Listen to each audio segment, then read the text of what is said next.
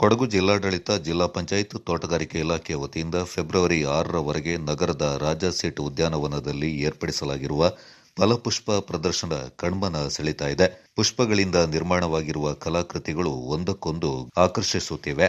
ನಾಲ್ಕುನಾಡು ಅರಮನೆಯ ಕಲಾಕೃತಿಯ ಚಿತ್ರದಲ್ಲಿ ರಾಜರು ಕುಳಿತಿರುವುದು, ಹಾಗೇನೆ ಕೊಡವು ಉಡುಪಿನಲ್ಲಿ ಸ್ವಾಗತಿಸುವ ಚಿತ್ರಗಳು, ಸಿಂಡ್ರೆಲಾ ಹಾಗೇನೆ ವೈನ್ ಕಪ್ ಒಳಗೊಂಡ ಚಿತ್ರಗಳು, ಹೆಸರುಕಾಳು ಮತ್ತು ಬಿಳಿ ಎಳ್ಳು ಮೂಲಕ ಕ್ರಿಯಾಶೀಲವಾಗಿ ನಿರ್ಮಾಣ ಮಾಡಿರುವ ಸೈನಿಕ, ಹೀಗೆ ರಾಜಸೀಟ್ ಉದ್ಯಾನವನದಲ್ಲಿ ಮಗದೊಮ್ಮೆ ನೋಡುವಂತೆ ಜನಮನ ಸೆಳೀತಾ ಇದೆ.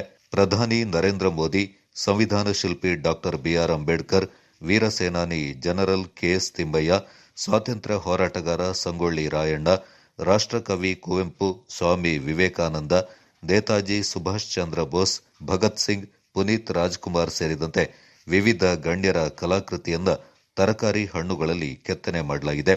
ವಿವಿಧ ಅಲಂಕಾರಿಕ ಗಿಡಗಳಾದ ಬೋನ್ಸಾಯ್ ಗಿಡಗಳ ಪ್ರದರ್ಶನ, ಇಕೆಬಾನ ಹೂವಿನ ಜೋಡಣೆ ಹಾಗೂ ಆಂಥೋರಿಯಂ ಹೂವಿನ ಪ್ರದರ್ಶನ ಗಮನ ಸೆಳೀತಾ ಇದೆ.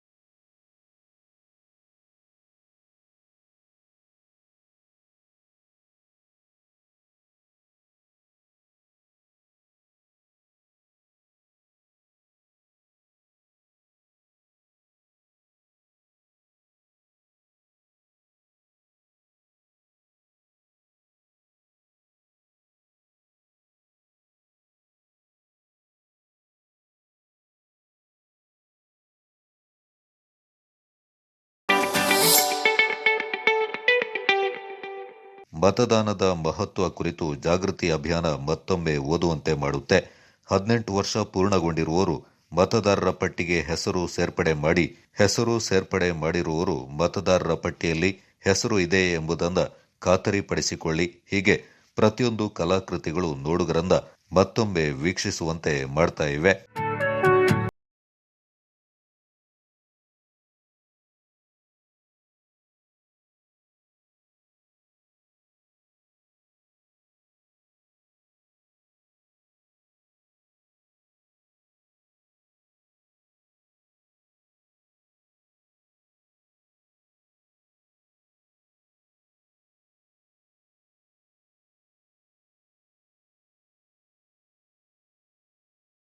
ಶಾಂತ ಮಲ್ಲಿಕಾರ್ಜುನ ಸ್ವಾಮೀಜಿ, ನಗರಸಭೆ ಅಧ್ಯಕ್ಷೆ ಅನಿತಾ ಪೂವಯ್ಯ, ಉಪಾಧ್ಯಕ್ಷರಾದ ಜಿಲ್ಲಾಧಿಕಾರಿ ಡಾಕ್ಟರ್ ಬಿಸಿ ಸತೀಶ್, ಜಿಲ್ಲಾ ಪಂಚಾಯತ್ ಸಿಇಒ ಡಾಕ್ಟರ್ ಎಸ್, ಜಿಲ್ಲಾ panchayat CEO doctor S Akash, ಜಿಲ್ಲಾ ಪೊಲೀಸ್ ವರಿಷ್ಠಾಧಿಕಾರಿ ಕೆ ರಾಮರಾಜನ್, ಕಾಫಿ ಮಂಡಳಿ ನಿರ್ದೇಶಕರಾದ ತಳೂರು ಕಿಶೋರ್ ಕುಮಾರ್, ತೋಟಗಾರಿಕೆ ಇಲಾಖೆ ಉಪನಿರ್ದೇಶಕರಾದ ಪ್ರಮೋದ್ ಸಿಎಂ, ನಗರಸಭಾ ಸದಸ್ಯರು, ವಿವಿಧ ಇಲಾಖೆ ಅಧಿಕಾರಿಗಳು ಪಾಲ್ಗೊಂಡಿದ್ದರು.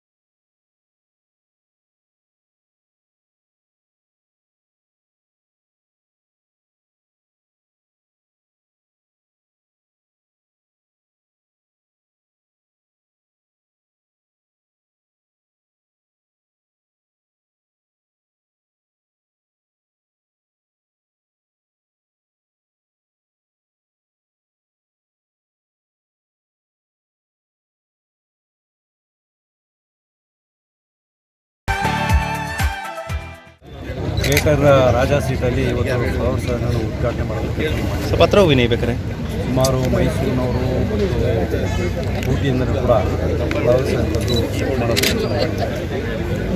ಅದರ ಜೊತೆಗೆ ನಮ್ಮ ನಾಲ್ನಾಡು ಅರಮನೆ ಏನಿತ್ತು ಅದೇ ರೀತಿಯಲ್ಲಿ ಕೂಡ ಇವತ್ತೊಂದು ಮಾಡೆಲನ್ನು ಕೂಡ ಮಾಡಿದ್ದಾರೆ.